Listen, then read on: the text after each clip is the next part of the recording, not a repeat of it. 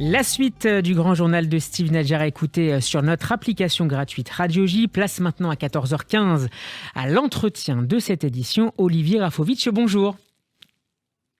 Bonjour Steve. Et merci d'être avec nous cet après-midi. Vous êtes colonel de réserve israélien, ancien porte-parole de Tzahal. Quelle évaluation faites-vous, Olivier Rafovitch, de la situation sécuritaire en ce moment en Israël, après l'envoi de roquettes depuis la bande de Gaza d'une part il y a une dizaine de jours, et cette attaque à Tapouar dimanche dernier?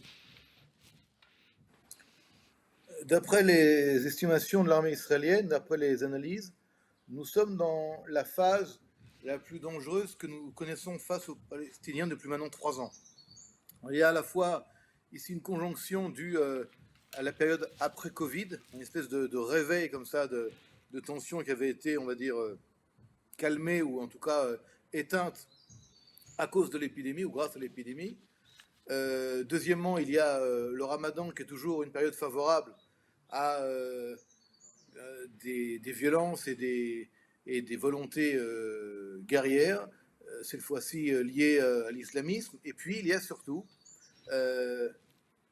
un conflit interpalestinien entre le Hamas et le Fatah, qui lui-même est divisé en trois, entre la partie Abou Mazen, Mohamed Dahlan et Marwan Barghouti, mais de manière générale, du fait qu'il y a ce conflit entre le Hamas et l'autorité palestinienne de Mahmoud Abbas lié au Fatah, et que le Fatah, sous l'autorité palestinienne de Mahmoud Abbas, a décidé d'annuler les élections qui devaient avoir lieu le 22 mai, il était clair pour Israël, enfin nous le savions à l'avance, que le Hamas allait accuser Israël d'être le responsable de cette annulation, de ce report Donc vous faites, Olivier Rafovitch, un lien entre cette dégradation de la situation sécuritaire et la situation politique interne palestinienne, avec ce report notamment des législatives du 22 mai qui a été annoncé par Mahmoud Abbas la semaine dernière.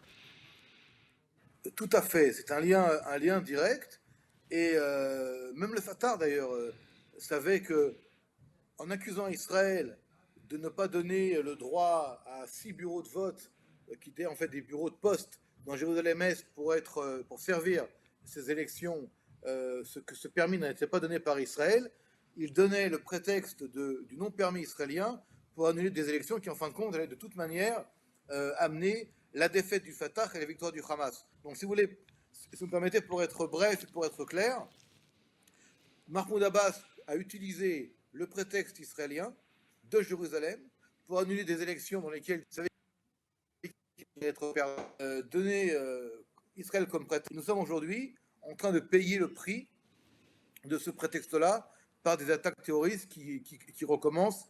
Et comme l'a dit votre reporter sur place, il y a aussi un effet, ce qu'on appelle en hébreu, de chakianout, c'est-à-dire de mimétisme ou d'imitation, qui fait que nous sommes dans une phase qui peut aller en escalade. Donc on peut imaginer que des loups solitaires s'affirment ces prochains jours, ces prochaines heures en Israël pour essayer de cibler notamment des civils israéliens, justement pour imiter d'une certaine manière ce qui a été fait dimanche à Tapouar.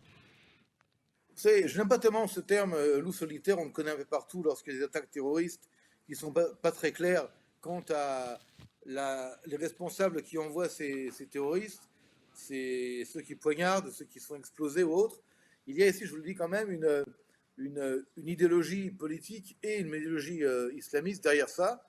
C'est un Hamas qui veut montrer qu'il est, je dirais, le plus fort, le plus guerrier dans la lutte contre Israël. Ça sert le Hamas, mais ça sert également le Fatah, malheureusement, qui laisserait faire en disant c'est pas nous qui avons annulé les élections, donc que des Israéliens meurent quelque part, ça répond à cette crise-là.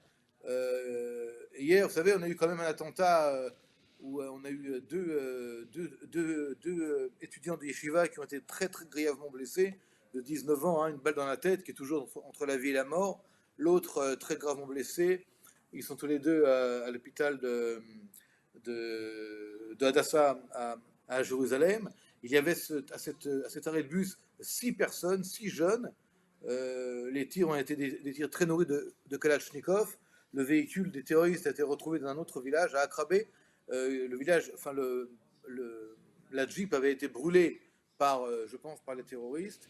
Et le Shabak, le Shin Bet et Tzahal sont en train de chercher dans différents endroits des cellules terroristes, parce que pour l'instant, les terroristes courent toujours. La femme de 60 ans qui a été également neutralisée en voulant tuer des soldats à un point aussi avec un couteau, ce n'est pas du tout une tentative de suicide. C'est un acte terroriste. Elle voulait tuer des Israéliens. Elle a été neutralisée, mais il faut pas voir ça comme des actes de loup solitaire, déconnectés d'une idéologie ou de quelque chose de beaucoup plus précis. Olivier Rafovitch, vous êtes également un observateur de la situation politique israélienne. Benjamin Netanyahou devrait a priori échouer ce soir dans sa tentative de former une coalition gouvernementale. Est-ce qu'on s'avance, selon vous, vers une 5e élection en 3 ans ? Ce n'est pas impossible. Ce n'est pas impossible. Aujourd'hui, à l'heure où nous parlons, il y a une tentative, je dirais, de dernière minute, mais qui est intéressante pour le Likoud, de voter une loi à la dernière minute qui permettrait à la Knesset donc de voter pour une élection directe pour le Premier ministre, et non pas grâce à une coalition de type britannique. Ça serait un peu à la française, si vous voulez. Une sorte de remake de ce qui existait dans les années 90, notamment en 96. Tout à fait. Je veux dire franchement, de manière générale, on en a un peu assez en Israël. Vous savez que des coalitions se mettent en place avec des espèces d'idéologies multiples qui n'ont rien à voir les unes avec les autres. Là, par exemple, lorsqu'on parle de M. Bennett, il a eu 7 mandats. Le système lui permettrait d'être Premier ministre. Mais ce n'est pas le peuple qui a voulu que M. Bennett soit Premier ministre. C'est le système lui-même qui crée des réalités qui sont en dehors, quelque part, des volontés de population israélienne. Alors comment sort-on de cet imbroglio finalement politique qui se répète de mois en mois et d'année en année ? Je crois quand même que le système lui-même est coupable. Nous payons en fait le résultat d'un système politique qui est trop fractionné et qui n'est plus adapté à créer une vraie cohésion et surtout un résultat clair. Je me souviens d'une phrase de M. Trump qui disait à chaque fois qu'en Israël on vote, eh bien personne n'est élu. De manière paradoxale, on arrive à peut-être une 5e élection et vous vous rendez compte qu'on n'a pas encore, après 4 élections, un vrai gouvernement stable qui peut faire la route pour les 4 prochaines années. Je veux dire, à chaque fois, ce sont des discussions incroyables. Si je voulais comparer avec la France, que je connais quand même assez bien, ça serait les gens seraient dans la rue et c'est honteux, si vous voulez.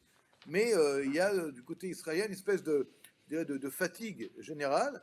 Mais si vous posez la question tout à l'heure, Steve, sur la situation sécuritaire, je crois que nous prenons des risques graves en de plus en plus s'occuper de politique politicienne, plutôt que des vrais enjeux. Que des vrais enjeux qui sont là. Ce matin, j'écoutais le général Brick, un ancien général qui était un des contrôleurs de l'armée israélienne. Il a été extrêmement, je dirais, dur en disant que Tzahal et Israël ne sont pas prêts aujourd'hui à recevoir une attaque de missiles de grande envergure, que nous ne sommes pas du tout à la hauteur d'un conflit de grande envergure, entre autres d'attaques de missiles, et qu'il serait temps, plus que jamais, de se mettre face aux véritables enjeux, et non pas de s'occuper de savoir combien d'argent vont aller à tel ou tel parti pour pouvoir former une coalition qui en fin de compte, n'a rien à voir avec ce que veut le peuple. Merci beaucoup, Olivier Rafovitch, d'avoir été mon invité cet après-midi sur Radio J. Je rappelle que vous êtes colonel de réserve israélien, ancien porte-parole de Tzahal. Votre interview est à retrouver en podcast sur radioj.fr et sur notre page YouTube. Bon après-midi à vous et à très bientôt. Toda rabba, merci beaucoup, Steve.